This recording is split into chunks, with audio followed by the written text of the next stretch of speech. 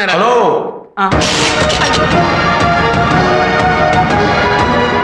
ఏంటి మా నాన్నతో ఏదో మాట్లాడుతున్నావు?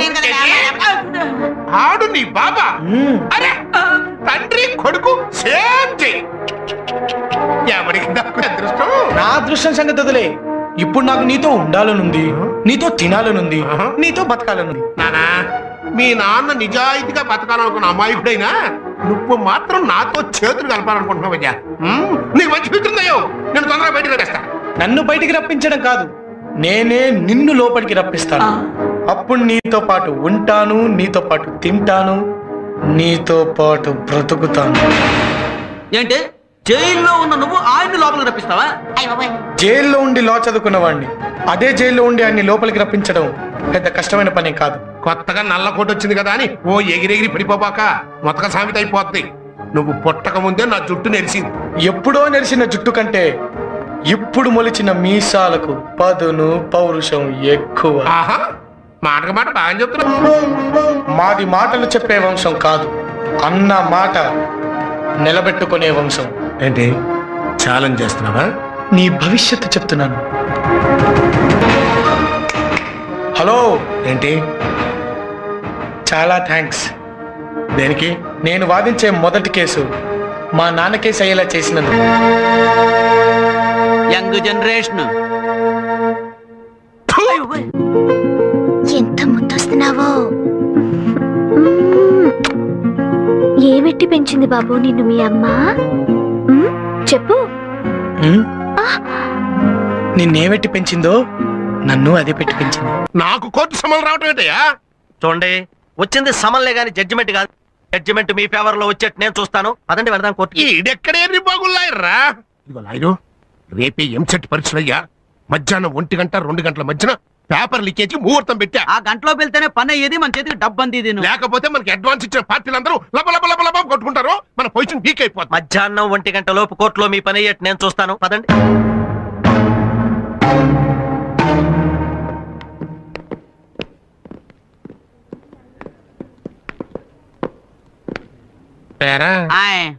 కుర్రలాయర్ కనపడలేదండి. మన దెబ్బకి భయపడి తోక ముడిచాడా? ఓ సార్ అటు చూడండి.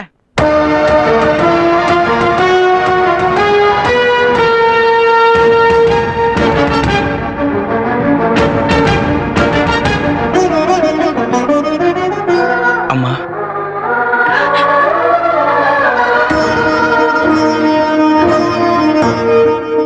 నాన్న, నేను లాయర్ అవ్వాలన్న ఇన్నాళ్ళు మీ ఆశయాన్ని ఈరోజు నెరవేర్చాను. నేను వాదించే మొదటి కేసు నా తండ్రి దవ్వడం నా దురదృష్టమైన ఈ కేసు గెలిచేలా నన్ను ఆశీర్వదించండి.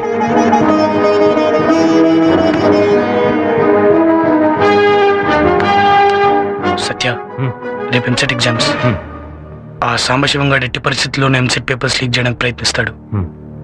వాడు కోర్టులోనే ఉండాలి కాబట్టి వాడి పిఏ మీద ఒక నిశ్చయించాడు. Okay, come on move.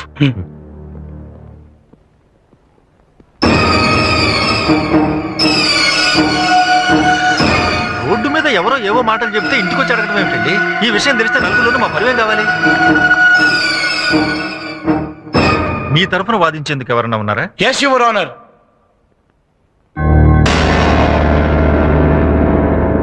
Proceed. Look mister Sambasivam, చూస్తూనే ఉన్నానండి. మీరు రాఘవ్ గారిని మీ ఇంటికి పిలిచి 10 లక్షల లంచం ఇస్తాన్నారా? లంచం? అయ్యా, గుళ్ళో 10 పైసలు దక్షిణ వేస్తేనే దేవుడికి లంచం ఇస్తున్నాడు అని జనం ఎక్కడనుకుంటారో అని భయపడే నేను 10 లక్షలు మరైతే ఆయన్ని ఇంటికి ఎందుకు పిలిపించారు? ఇంటిక?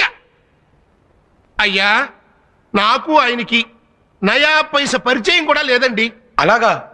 మరైతే కలవటానికి జైలుకి ఎందుకు వెళ్ళారు? నేను జైలుకి వెళ్తే రిజిస్టర్లో నా సంతకం ఉంటది కదండి. పెట్టు.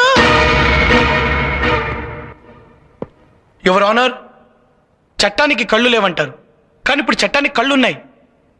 జైలు రిజిస్టర్లో పేరును మార్చగలరు, కానీ అదే జైల్లో ఉన్న క్లోజ్ సర్క్యూట్ కెమెరాలో రికార్డ్ అయిన దృశ్యాన్ని ఎవ్వరూ మార్చలేరు.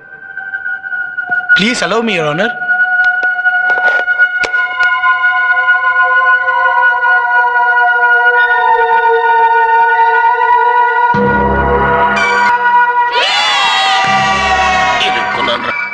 I object, Your Honor.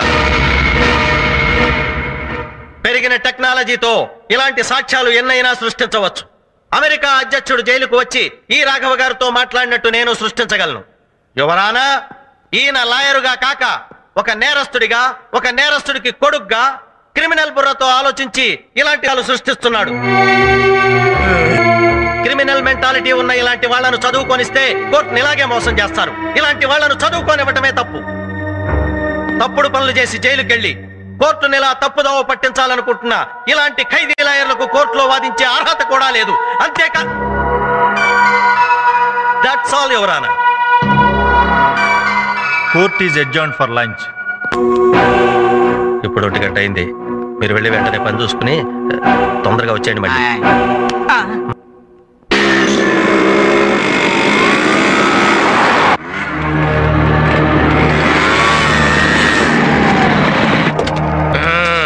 అరే రెడీగా ఉన్నారు? ఏంటండి ఎంత లేటు? మనం చేసేది లీకేజ్ వ్యాపారం. లేట్ కాకుండా ఎట్టుంటదయ్యా? బ్రేక్ టైమ్ లో కానీ బోల్ నుంచి బయట పడలా. సర్లే క్యాచ్ తీసుకోండి సార్, అందరిది కలిపి 2 కోట్లు. ఇదిగోండి సార్ పేపర్లు. ఓకే ఓకే రై, ఈ మొత్తాన్ని 2 సూట్ కేసులు సర్దేసి. అలాగండి. ఇక original paper xerox copy.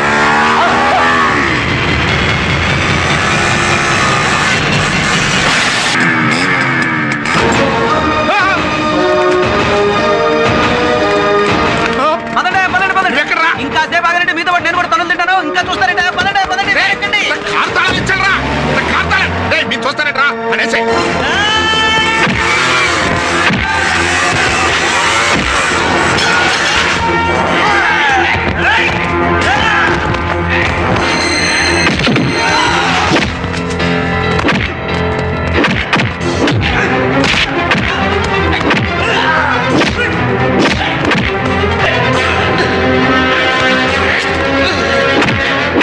Time బాగుంది.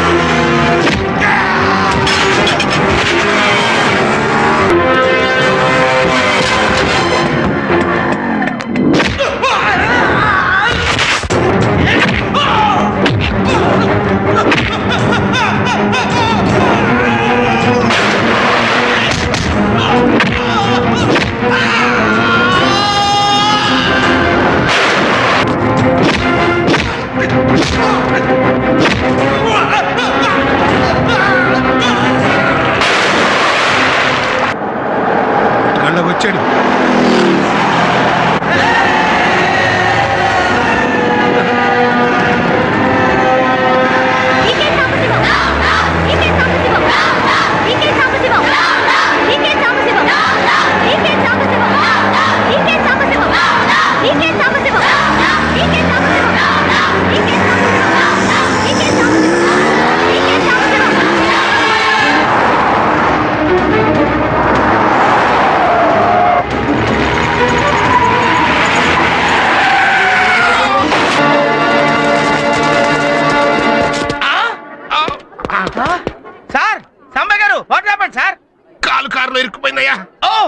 కంగారు పడకండి సార్, డాక్టర్ నేనున్నాను కదా, రక్షించుకుంటాను.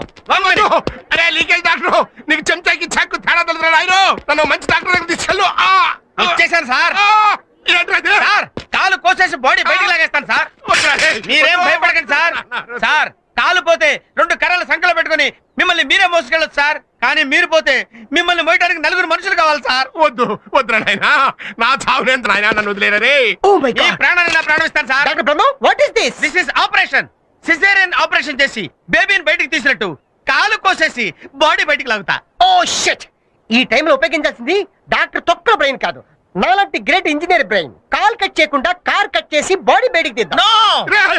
మీ ఇద్దరేంట్రా నా పాలెడు యమభటుల్లో దొరికారు, నన్ను వదిలేంట్రా బాబు. మంచి ఏం పర్లేదు సార్, కాలు కార్ కట్ చేయాలి. కాదు కాలే కట్ చేయాలి. కాదు కారే. కాలే కట్ చేయాలి. కారు. కాలే కట్ చేయాలి. కారు. కాలే కట్ చేయాలి. ఏ, కారు.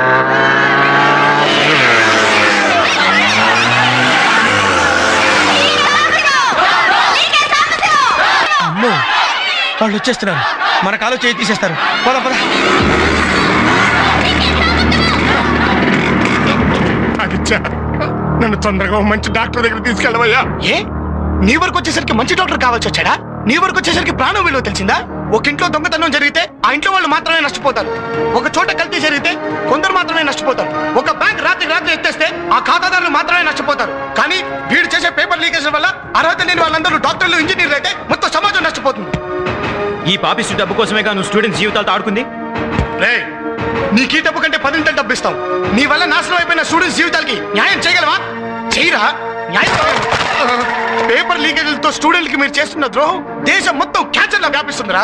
మీరు మీలాంటి విద్యా సంస్థలు తయారు చేసిన స్టూడెంట్లు డాక్టర్లు, ఇంజనీర్లు, టీచర్లు, లాయర్లుగా మారి అన్ని రంగాల్ని సర్వనాశనం చేస్తున్నారు. ప్రపంచ దేశాల్లో ఏ స్టూడెంట్ కి తీసుకుని స్టూడెంట్స్ ఇండియాలోనూ ఉన్నారు. కానీ వాళ్ళ తెలివితేటలు మీలాంటి స్వార్థపరుల వల్ల అన్యాయం అయిపోతున్నాయి.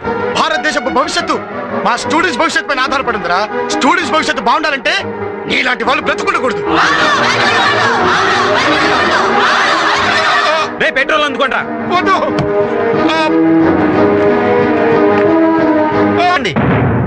అతని వదిలేయండి.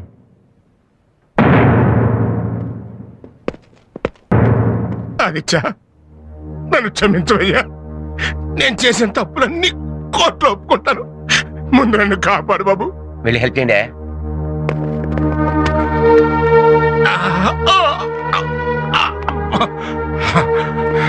చెట్టి గారు లంచం తీసుకుని ఎంసెట్ పేపర్ లీక్ చేయమంటే చేయనన్నాడని వీళ్ళ నాన్నగారిని లంచం కేసులో ఇరికిచ్చింది నేనేనండి. ఆయన నిర్దోషి. అసలు నువ్వే కాదు, జడ్జి స్థానంలో ఉన్న నేను కూడా దోషిని. ఆదిత్య, నువ్వు శేఖర్ని హత్య చేయలేదని, నా కూతురు జీవితాన్ని నువ్వు కాపాడటంలో అతను చంపాడని నాకు తెలుసు. కానీ నిజం చెబితే జీవితం నాశనం అవుతుందని భయపడ్డాను. నేను చేసిన తప్పుకి నా కూతుర్ని విధవం చేసి ఆ దేవుడు నన్ను శిక్షించాడు. ఆ రోజున 4 గోడల మధ్య అబద్ధం చెప్పిన నేను ఈ రోజున నలుగురిలోనూ నిజం చెప్తున్నాను. నువ్వు నిర్దోషివి. ఇన్నాళ్ళు నిన్ను నీ కుటుంబానికి దూరం చేసినందుకు, నీకు శిక్ష పడేలా చేసినందుకు నన్ను క్షమించు. కోర్టులో నువ్వు మీ నాన్నగారు నిర్దోషులని చెప్పి తీర్పు చెప్తాను. నేను చేసిన తప్పుకి నైతిక బాధ్యత వహిస్తూ రాజీనామా చేస్తాను. జైల్లో ఖైదీ ఉండి కూడా పట్టుదలతో లాయర్ వై చరిత్ర సృష్టించావు. యువతకు ఆదర్శంగా నిలిచి స్టూడెంట్ నెంబర్ 1 అయ్యావు. నువ్వు జీవితంలో కూడా నంబర్ 1 కావాలి. All the best.